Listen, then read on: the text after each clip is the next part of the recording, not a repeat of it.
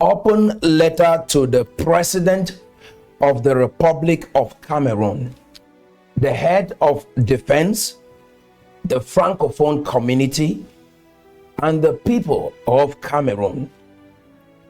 Cameroonians, when in the course of human events, it becomes necessary for a people to determine the direction of their future, reason and conscience compel them to state clearly the causes which impel them to that direction.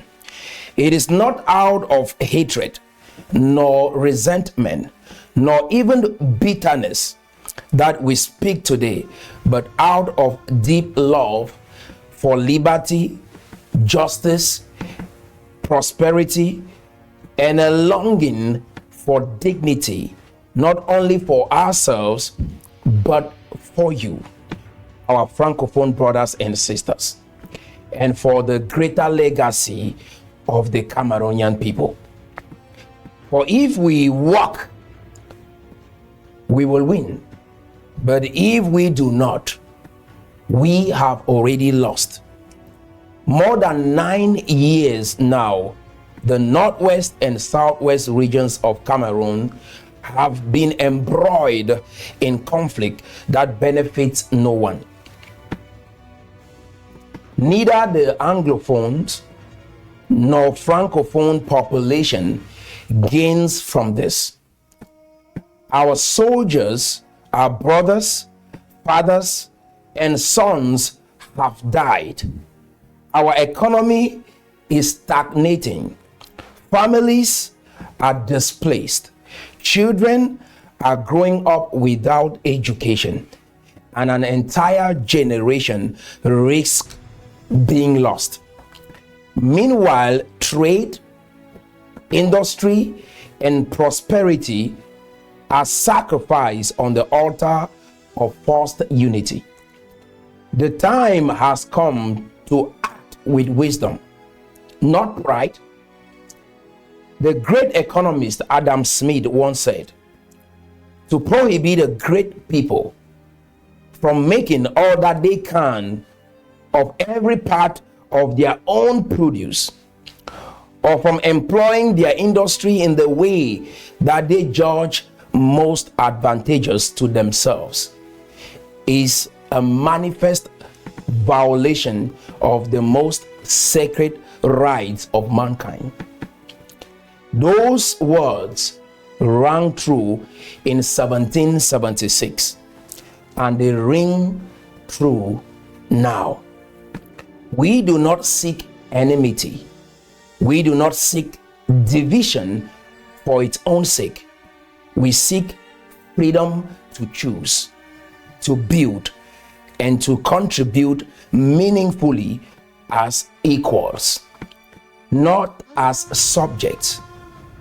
We hold these truths to be self-evident, that all peoples are created equal, that they are endowed with the inalienable right to life, liberty, and the pursuit of prosperity. And just as the children of a family grow, leave home, and build households of their own, so too must societies evolve and forge new paths. We propose not war, but wisdom. What we are asking of you today is nothing radical, nothing that history has not seen. Look to Singapore, which under Lee Kuan Yew's leadership turned from a struggling post-colonial island into a shining beacon of prosperity, not through war or force, but by recognizing the unique values, strengths, and ambitions of its people. By cultivating good governance, free trade, effective legal systems, respect for property, and rejecting artificial unions, that serves no one, Singapore prospered. That is what we desire. The ability to build a modern, prosperous society. We ask the government of Cameroon to let the people of the Northwest go. Not out of spite, but out of logic. For 9 years, this war has brought only pain. The Southwest is ready to return to trade and life, but the Northwest, by cultural, historical, and economic realities, cannot continue under the same system. As Adam Smith observed, the colonial powers of his time refused to release the American colony, not for the good of society, but out of pride and self-interest. He wrote, and I quote, "To propose such a measure as never was and never will be adopted by any nation in the world, not because such an action wouldn't be beneficial, but because it will be mortifying to the pride of the rulers." End of quote.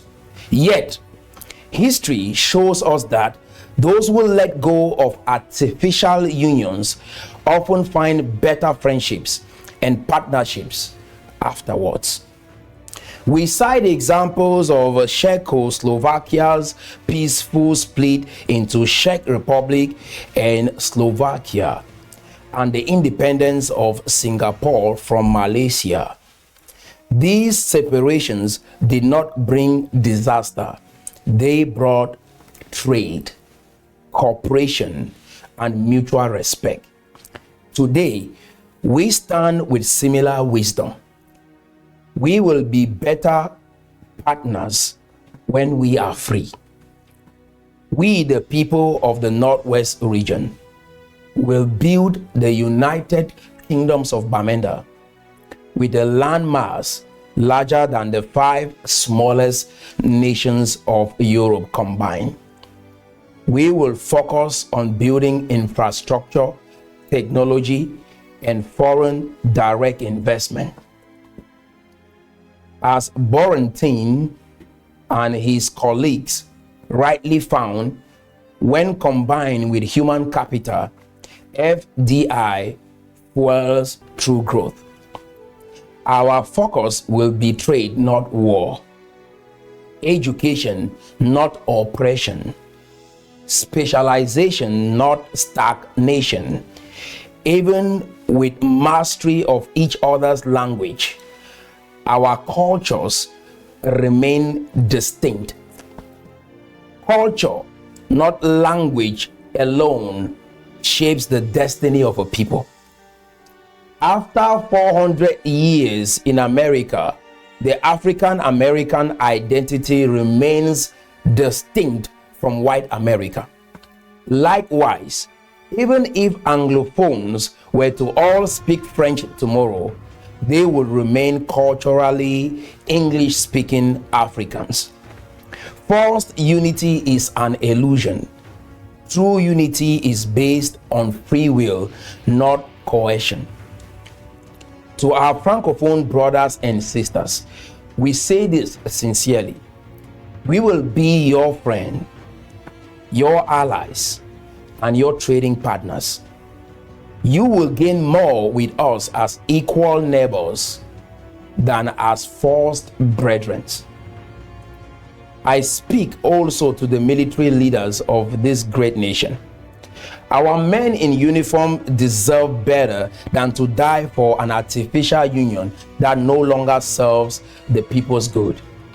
Security is built on stability, and stability comes from justice and free consent, not force alone. Even the greatest African empires, Mali, Ghana, Songhai, flourished not by forced unity, but by trade, specialization, and voluntary cooperation. Division of labor, specialization, and efficiency are the bedrocks of economic growth. As Ronald Reagan said, government's first duty is to protect the people, not run their lives. And as Lee Kuan Yew wisely guided Singapore, we wish to shape a small, focused, well-governed nation, not bloated by ambition, but driven by efficiency and prosperity. It's not an insult to you, our Francophone counterparts, to let us go. It is a gift. For if giving us the freedom to build, you give yourself the freedom to focus on your own governance and prosperity. In an age of globalization, the strength of nations comes from equality, not size. To cling to us by force is to invest more in military than in industry, to spend more on oppression than on innovation. History has judged such choices harshly. Cameroon today has nearly 30 million people, yet many African leaders have come from traditional systems of ruling small communities. Most never led nations this large. Artificial borders drawn by colonial hands has trapped us in a system that no longer serves the realities of modern governance. Let us build better lasting relationships with respect for diversity and consent of the governed, not artificial unity rooted in history's mistakes. We must stop investing in walls and start investing in bridges. Therefore, we respectfully call upon the President of Cameroon, the head of defense, our Francophone brothers and sisters, and the world to recognize our right to self-determination, not to destroy Cameroon, but to build two prosperous, peaceful, and friendly nations side by side. The time for wisdom is now. Let us walk, and we will win, not only for ourselves, but for you too, the people of the Northwest region of Cameroon.